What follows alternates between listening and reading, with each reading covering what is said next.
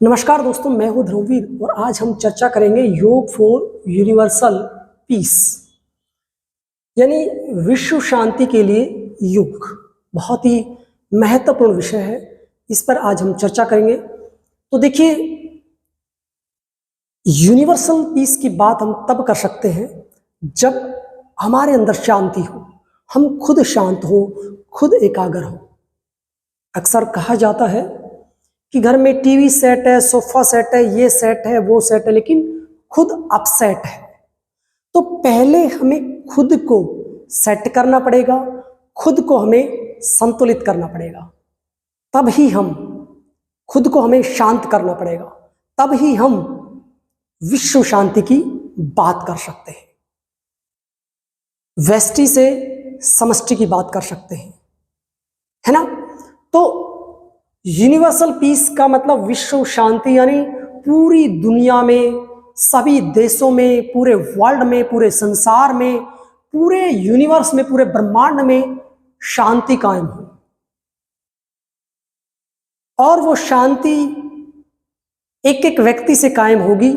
एक एक व्यक्ति को योग से जोड़ना पड़ेगा, तभी वो यूनिवर्सल पीस कायम हो सकती है, अन्यथा पॉसिबल नहीं है। क्योंकि जब पहला योग डे मनाया गया था 21 जून 2015 को, तो उसमें जो उसका थीम था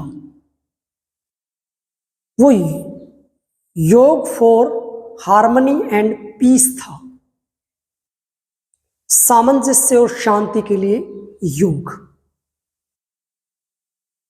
सामंजस्य, हार्मनी यानी संतुलन, बैलेंस, एडजस्टमेंट, और उसके बाद फिर पीस, शांति, आनंद, खुशी। तो विश्व में शांति तभी स्थापित होगी जब हम खुद शांत होंगे, खुद व्यवस्थित होंगे, खुद जब योग करते होंगे। तो योग उसमें कैसे भूमिका निभा सकता है? क्योंकि योग की अगर हम बात करते हैं तो योग में अकेला योग नहीं आता है, इसमें अष्टांग योग का जिक्र आता है। और अष्टांग योग में यम और नियम का जिक्र मिलता है। यम और नियम का जब हम फॉलो करते हैं तो 5 यम होते हैं, अहिंसा, सत्य, अस्त्य। सबसे पहले अहिंसा की बात की गई है। जब आप व्यक्ति अहिंसा का पालन करना शुरू कर देता है तो स्वाभाविक है उसके अंदर चेंजेस आने शुरू हो जाते हैं। और जैसे उसके अंदर चेंजेस आते हैं, धीरे धीरे 1 से 2, 2 से 5, और पूरे समाज में, पूरे गांव में, पूरे राष्ट्र में चेंजेस आने शुरू हो जाते हैं, और तभी वो शांति कायम हो सकती है। तो सबसे पहले हमें अहिंसा का पालन करना पड़ेगा, फिर हमें सत्य, फिर अस्त्य यानी चोरी न करना, ब्रह्मचर्य, अपरिग्रह यानी आवश्यकता से ज्यादा इकट्ठा ना करना। क्योंकि सारी दुनिया में होड़ मची हुई है ना, कि मैं ये भी हड़प लूं, मैं वो भी हड़प लूं, मैं ये भी कर लूं, मैं वो भी कर लूं, सारा सब कुछ मेरे वश में रहे, सब कुछ मेरे अंडर में रहे। ये कहीं ना कहीं चीजें आपको आक्रामक बनाती हैं, आपकी शांति को भंग करती हैं, आपको विचलित करती है, आपको अव्यवस्थित करती है। ठीक है, तो अगर आप इनका पालन करते हैं, यम का, अहिंसा, सत्य, अस्त्य, ब्रह्मचर्य, अपरिग्रह, तो डेफिनेटली आपके शरीर में, आपके मन में चेंजेस आएंगे, एक शांति स्थापित होगी, आपका जीवन व्यवस्थित होगा। दूसरा, अगर मैं नियम की बात करूं, यानी ये टॉपिक हम पहले भी कवर कर चुके हैं, शौच, संतोष, तप, स्वाध्याय, ईश्वर प्रणिधान। आपका अहंकार समाप्त हो जाता है, आप शरीर मन की शुद्धि कर लेते हैं। आप अगर संतोषी हैं, है ना, आप मेहनती हैं, है ना, और आप स्वाध्यायशील हैं, तो डेफिनेटली आपके अंदर जो उथल पथल मची हुई है ना कहीं उथल पुथल मची रहती है ना, विचारों में, श्वासों में, शरीर में, वो कहीं ना उथल पुथल, उठक पटक, वो शांत होने लग जाती है। खाली अगर हम यम नियम का पालन कर लेते हैं तो हम अपने आप को पूरी तरह से शांत कर लेते हैं, पीस कर लेते हैं। इसके बाद एक एक स्टेप इसका महत्वपूर्ण है। आसन है, प्राणायाम है, मुद्राएं हैं, बंद है, जो आपके बॉडी पोस्चर्स को ठीक करते हैं आसन, और आपके अंदर शारीरिक, मानसिक और भावनात्मक रूप से परिवर्तन लाते हैं। ऐसे प्राणायाम है जो आपके थॉट्स को इम्प्रूव करते हैं, सात्विक करते हैं, और आपको स्पिरिचुअल बनाते हैं, आपको अध्यात्म से जोड़ते हैं, आपको परमात्मा से जोड़ते हैं। आप कहते हैं व्यक्ति बिखरा बिखरा रहता है, और व्यक्ति का जब वो बिखराव दूर हो जाता है, व्यक्ति दूसरों से कनेक्ट तब हो पाएगा जब व्यक्ति खुद अपने आप से कनेक्ट हो। हम खुद ही अपने आप से कनेक्ट नहीं हो पाते हैं, हम कहीं बिखरे बिखरे रहते हैं, हम कहीं खोए खोए रहते हैं। जब वो खोया खोयापन दूर हो जाएगा, बिखरा बिखरापन दूर हो जाएगा, तो रियली में हम एकाग्र हो जाएंगे, है ना। प्रत्याहार, धारणा, ध्यान, समाधि, और जैसे जैसे हम एकाग्र हो जाएंगे, हमारा बिखराव दूर हो जाएगा, वैसे वैसे हम ध्यान के मार्ग पर आरूढ़ हो जाएंगे, और उसके बाद हम अपने परम लक्ष्य समाधि रूपी लक्ष्य को भी प्राप्त कर सकते हैं। तो अगर इनका हम फॉलो करते हैं तो डेफिनेटली आप अपने अंदर भी शांति कायम करते हैं और विश्व में भी शांति सौहार्द की भावना आप पैदा करते हैं। तो ये मैंने बात की अष्टांग योग की। योग का मतलब यहाँ पर अष्टांग योग भी है, और योग का मतलब योग की सभी क्रियाएं हैं, यानी उसमें आसन भी है, प्राणायाम भी है, मुद्राएं भी हैं, बंद भी हैं, षटक्रम भी हैं, सूक्ष्म व्यायाम भी हैं, सूर्य नमस्कार भी है। तो ये सभी मिली जुली जो क्रियाएं हैं, ये सभी योग कहलाती हैं, ठीक है। तो इन क्रियाओं का कोई भी व्यक्ति अभ्यास करेगा, वो किसी जाति का हो सकता है, किसी धर्म का हो सकता है, किसी मजहब का हो सकता है, किसी भी कंट्री, किसी भी देश का हो सकता है, देश दुनिया में वो व्यक्ति कहीं का भी हो सकता है, क्योंकि उन सब क्रियाओं को कहीं भी रह के कर सकता है ना। हमारे जो फादर ऑफ योग है, यानी महर्षि पतंजलि जी, तो यम को यूनिवर्सल मानते हैं, यम और नियम को, ये महाव्रत है, कहीं भी पालन करने योग्य है। तो योग की जो भी क्रियाएं हैं, उनको आप कभी भी कहीं भी कर सकते हैं, उनको अपने जीवन में उतार सकते हैं। तो योग की जब सभी क्रियाओं को आप अपने जीवन में उतारेंगे, चाहे वो आसन हो, चाहे प्राणायाम हो, चाहे मुद्राएं हो, चाहे बंद हो, चाहे सूक्ष्म व्यायाम हो, चाहे षटक्रम हो, चाहे सूर्य नमस्कार हो, चाहे आपका ध्यान हो, मेडिटेशन हो, चाहे आपके मंत्र हो, चाहे आपकी प्रार्थना हो, सभी आपको इंट्रोवर्टेड करते हैं, आपके अंदर इंसानियत को जगाते हैं, है ना। आपको वास्तविक, आपके अंदर ह्यूमैनिटी पैदा करते हैं, आपके अंदर मानवता पैदा करते हैं, आपके अंदर मानव के गुण पैदा करते हैं, है ना। आपका जो खोया हुआ विश्वास है, आपकी खोई हुई जो शक्ति है, आपकी बिखरी हुई शक्ति है, उसको जगाते हैं, उसको एकाग्र करते हैं। योग की विभिन्न प्रैक्टिसेस, योग की विभिन्न क्रियाएं, योग के विभिन्न क्रियाकलाप। तो देखिए, इसलिए योग की बार बार बात की गई है, चाहे वो हिंदू हो, चाहे मुसलमान हो, चाहे सिख हो, चाहे ईसाई हो, चाहे बौद्ध हो, चाहे जैन हो, चाहे पारसी हो, किसी भी धर्म मजहब के लोग हो, उन सब के लिए योग की क्रियाएं बहुत ही उपयोगी हैं, महत्वपूर्ण है। इनका संबंध किसी जाति धर्म मजहब से नहीं है। क्यों? जैसे रोग का संबंध किसी मजहब जाति धर्म से नहीं है, तो योग का कैसे हो सकता है?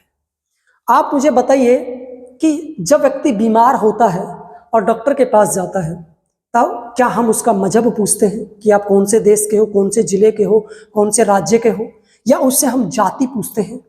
है ना, कहा जाता है ना, जाति ने पूछो साधु की, पूछ लीजिए ज्ञान, पड़ी रहने दो,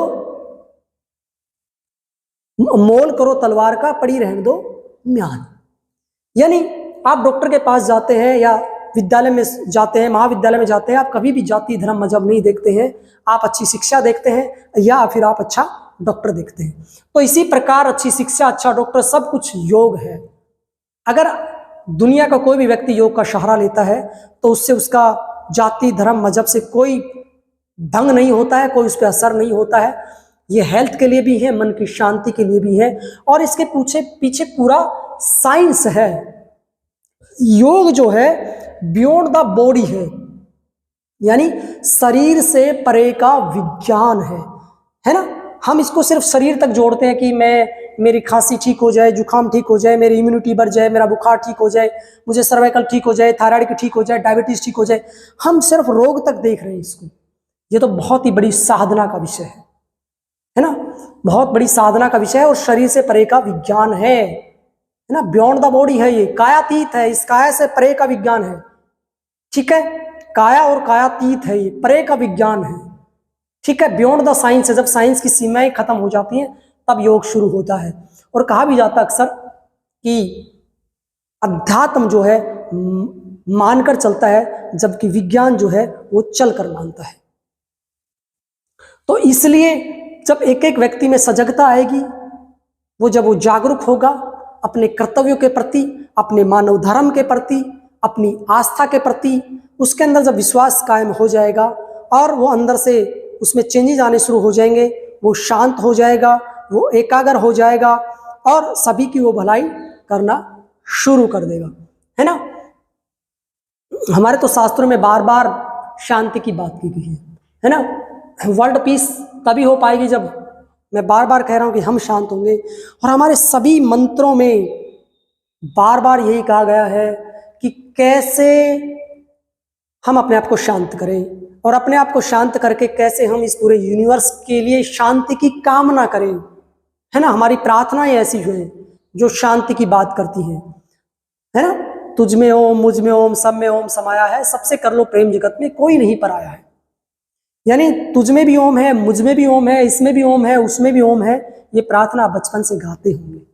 तो इसका भाव यही है कि सभी उस ईश्वर की संतानें हैं, चाहे वो अमेरिका का है, चाहे वो पाकिस्तान के हैं, किसी भी देश के मानव है, वो इंसान की, उस रब की, उस अल्लाह की, उस गॉड की, उस भगवान की ही संतानें हैं।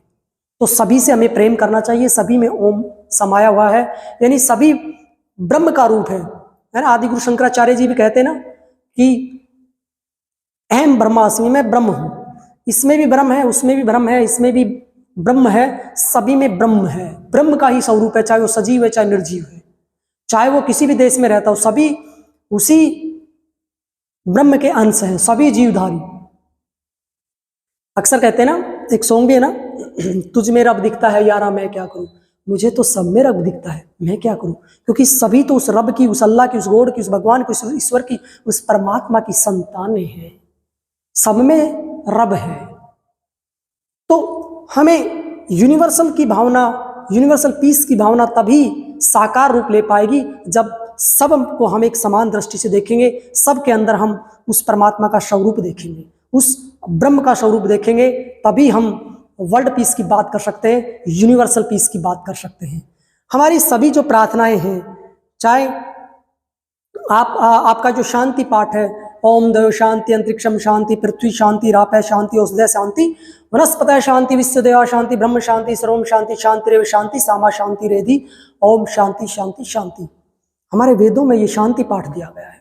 हवन करने के बाद या कोई भी योगिक क्रिया करने के बाद जब शांति पाठ करते हैं तो इसमें सभी की शांति की बात की गई कि इस पृथ्वी में, आकाश में, वनस्पतियों में, है ना, अग्नि जल वायु आकाश में, सभी जीवधारियों में, सभी मानवों में शांति हो, शांति हो, शांति हो। इतनी अच्छी प्रेयर हमारे शास्त्रों में दी गई है। साथ ही सर्वे भवन्तु सुखिनः सर्वे सन्तु निरामया सर्वे भद्राणि पश्यन्तु मा कश्चित् दुर्भाग् भवेत्, यानी सर्वे भवन्तु सुखिनः, सभी सुखी रहे, सर्वे सन्तु निरामया, सभी निरोगी रहे, सर्वे भद्राणि पश्यन्तु, सभी भद्र भाव से देखें, सभी अच्छे भाव से देखें, मा कश्चित् दुर्भाग् भवेत्, कोई निरोगी ना, सभी निरोगी रहे, कोई रोगी ना रहे, सभी आरोग्यपूर्वक जीवन जिए, सभी आनंद में जीवन जिए, ऐसी मंगल कामना हमारे शास्त्रों में की गई है।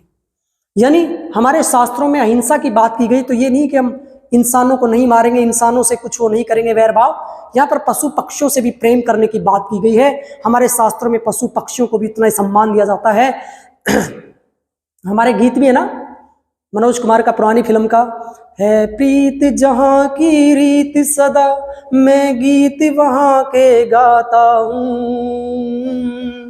भारत का रहने वाला हूँ, भारत की बात बताता हूँ, है प्रीत जहां की रीत सदा। इसी ने फिर आगे कहते हैं कि किसी ने जीते होंगे देशों को, हमने तो दिलों को जीता है। यानी दिलों को जीतने का मतलब ये है कि हमने किसी के साथ दगाबाजी नहीं की, किसी के साथ हमने अनायास हड़पने का प्रयास नहीं किया, हमने दिलों को जीता है, सभी को अपना माना है और सभी को साथ लेकर चलने की बात यहाँ पर कही गई है। यानी संगच्छदम संवेदम समो मनामसी जानतम देवा भागम यथा पूर्वे संजानाना उपासते। योग प्रोटोकॉल का ये जो श्लोक है, ये भी हमें यही संदेश देता है कि हम सब मिलकर चलें, हम सब मिलकर बोलें और अपने पूर्वजों की भांति हम सब मिलकर अपने कर्तव्य का पालन करें। तो जितने भी हमारे कुछ सॉन्ग भी है, ट्रेडिशनल पारंपरिक जो गीत है, भजन है, उन सब में मिलने की बात की गई है। कहीं भी हिंदू मुस्लिम सिख ईसाई या लड़ाई झगड़े की बात नहीं की गई है, वैर भाव की बात नहीं की गई है। हमारे सभी योगी ग्रंथों में, सभी धार्मिक ग्रंथों में हर जगह पीस की बात की गई है, शांति की बात की गई है, अंदर की शांति की बात की गई है। तो इसके लिए हमें कुछ योग की क्रियाओं का सहारा लेना पड़ेगा, और वो योग की क्रियाएं जब हर व्यक्ति करेगा, है ना, जब प्रार्थना करेगा, भजन करेगा, मंत्रोच्चारण करेगा, ओम का उच्चारण करेगा या सोहम का उच्चारण करेगा, जो भी उसका परंपरागत प्रक्रिया है उसका वो चांटिंग कर सकता है, उन मंत्रों का चांट्स कर सकता है, तो डेफिनेटली व्यक्ति के अंदर अहिंसा की भावना पैदा होगी, व्यक्ति के अंदर सत्यता की भावना पैदा होगी, व्यक्ति के अंदर शांति की भावना पैदा होगी, और व्यक्ति अच्छे कार्यों में लिप्त होगा, और संसार का धीरे धीरे फिर ऐसे कल्याण होगा। और भारत विश्व तो गुरु बनेगा ही, साथ में वो तभी बन सकता है जब, कहते हैं ना, पड़ोसी सुखी हो तभी आप सुखी हो सकते हैं ना, पड़ोसी सुखी हो तभी आप सुखी हो सकते हैं, अन्यथा पड़ोसी दुखी है तो आप भी सुखी नहीं हो सकते हैं। तो इसलिए बार बार कहा गया है कि आप अपना ना सोचें, अपने साथ साथ आप समाज के बारे में सोचिए, आप समाज के साथ साथ परिवार का भी सोचिए, समाज का भी सोचिए, सभी के कल्याण में ही अपना कल्याण है। स्वामी दयानंद जी भी कहते हैं सत्यार्थ प्रकाश में जो 10 आर्य सत्य हैं उसमें यही कहते हैं बार बार कि सभी के कल्याण में ही अपना कार्य है ना, सभी में अपना प्रतिरूप देखें, सभी के कल्याण की सोचें, सभी का भला सोचें। अगर आप व्यक्तिगत भला सोचेंगे, इंडिविजुअल अपना भला करेंगे, तो कभी भी विश्व में शांति स्थापित नहीं हो सकती है। और अक्सर मैंने देखा है आज जमीन का एक जो खूड़ होता है, इतना सा, मतलब 4 इंच की वजह से, 6 इंच की वजह से बड़े बड़े घरानों में लड़ाइयां मची हुई हैं, भयंकर लड़ाइयां, कोर्ट केस हो रखे हैं, और सारा ध्यान वहीं पर उन बच्चों का, उन पेरेंट्स का, उस मात्र 4 इंच जगह के लिए, कि वो चाहते हैं कि वो जगह हमारी है, हम नहीं देंगे, और उसे प्रतिष्ठा मान लेते हैं, और उसकी वजह से जीवन भर वो झगड़े चलते रहते हैं, कलेश चलता रहता है, दोनों परिवारों में कलेश हो जाते हैं, बच्चे खराब हो जाते हैं, शांति मन की भंग हो जाती है, और 4 इंच जमीन की वजह से वो जेल में भी चले जाते हैं, सर फूट जाते हैं, बड़ी बड़ी समस्याएं हो जाती हैं, और उस 4 इंच जगह की वजह से उसकी कीमत कुछ भी नहीं है, नथिंग। बच्चों का कैरियर बर्बाद हो जाता है, आने वाली पीढ़ियां बर्बाद हो जाती हैं। तो जब विश्व शांति की बात तो तब हम करेंगे जब हम अपने अंदर और अपने पड़ोस के अंदर शांति स्थापित करेंगे। तो प्रिय विद्यार्थियों, मेरा आपसे निवेदन यही है कि पहले आप अपने आप को शांत करें, अपने आप को समझे, हु एम आई, मैं कौन हूं, अपने आप को जाने, अपने आप को पहचाने। और जैसे आप अपने आप को जानेंगे, अपने आप को पहचानेंगे, अपने आप को समझेंगे कि मेरा वास्तविक स्वरूप क्या है और मैं किस लिए संसार में आया हूं, उसके बाद धीरे धीरे अपने आप समाज के जो लोग हैं, आपके परिवार के लोग हैं, आप उनमें सुधार शुरू कीजिए। और जैसे उनमें सुधार होगा तो एक एक व्यक्ति मिलकर पूरे समाज का, पूरे गांव का और पूरे इलाके का कल्याण कर सकता है। और जो सामान्य व्यक्ति है, सामान्य आत्माएं हैं, वो दिव्य आत्माएं बन सकती है, डिवाइन सोल बन सकती है। और योग से आपके शरीर में भी परिवर्तन होता है, आपके मन में भी परिवर्तन होता है, आपकी भावनाओं में, आपके इमोशंस में, आपके विचारों में परिवर्तन होता है, और उस परिवर्तन से ही आप राष्ट्र के कल्याण की बात सोच सकते हैं, विश्व में शांति की बात आप सोच सकते हैं। तो ये आज हमने बात की योग फॉर यूनिवर्सल पीस, विश्व शांति के लिए योग।